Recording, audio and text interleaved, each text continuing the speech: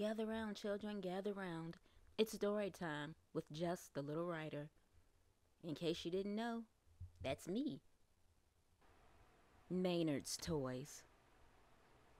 Leland Maynard loved his toys. The big ones and small ones, the girl toys and boy toys. And he's excited to get a new one. He sat in his plush armchair and browsed the latest obituaries. To make a new toy, he had to act fast. Too long dead and the body could not be reanimated. That's how he made his toys, from the bodies of the dead.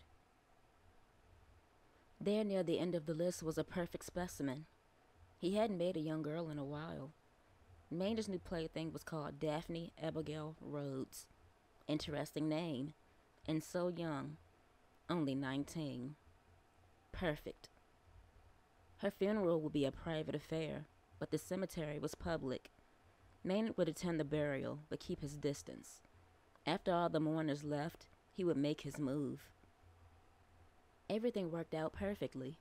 It was dusk when the funeral goers finally said their last goodbyes. Maynard strolled right up to Daphne's grave and dropped a paper dove in.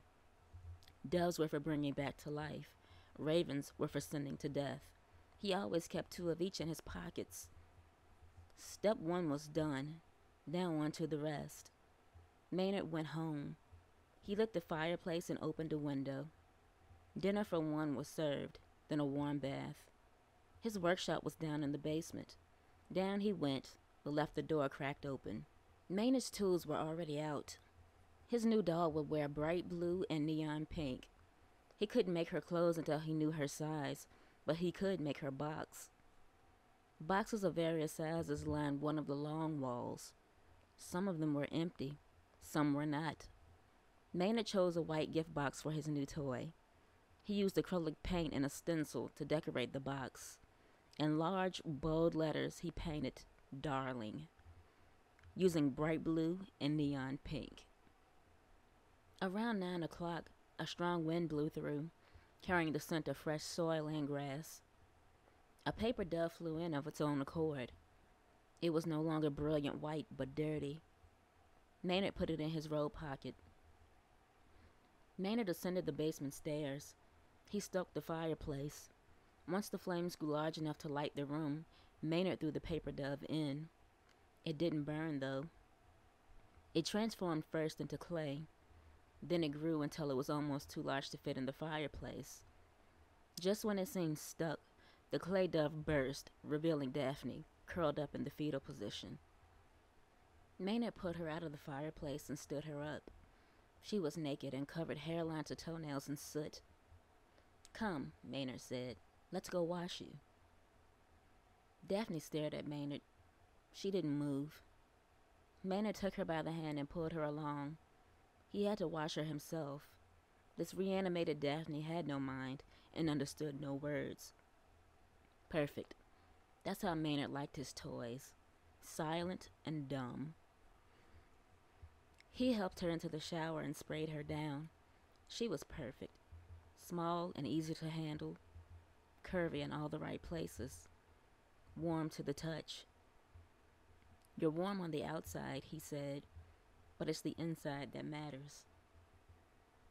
Maynard used 2 fingers to check that the inside was warm too. It was.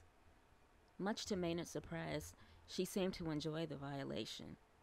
Though with no soul, Daphne closed her eyes and invited his fingers deeper. Maynard was overjoyed. His other dolls were just that. They never reacted to his touch or responded to his words. This one was interactive and he couldn't wait to play with it. And play with it he did until well after midnight. He didn't fall asleep, though. He knew that the process wasn't complete. She had to be boxed. Maynard took Daphne to the basement. He showed her the custom box that he designed for her. She had no reaction to it. Maynard placed the box on the floor. He instructed Daphne to put 1 foot in it. She didn't react, so he put her foot in the box himself. From his work table, Maynard retrieved a paper raven. He rummaged through several drawers to find a lighter. "Hold this," he said, and offered the raven to Daphne. She held the paper raven in the palm of one hand. Maynard lit the raven on fire. It burst into flames immediately. The fire spread from Daphne's hand, up her arm, to her shoulder, and down her side. It continued to spread until she was consumed. She made no sound, as the dead feel no pain. The fire burned until nothing was left but a pile of ashes in the white gift box. Maynard resurrected and killed Daphne 3 more times just to make sure that everything worked. Everything was perfect. He still wanted to make clothes for her, though he intended to keep her naked most of the time. Maynard returned to the living room. He read Daphne's obituary again. Her cause of death was suicide. Maynard smiled. She had all but given herself to him. She had made herself the perfect toy, and he could have her whenever he wanted. Perfect.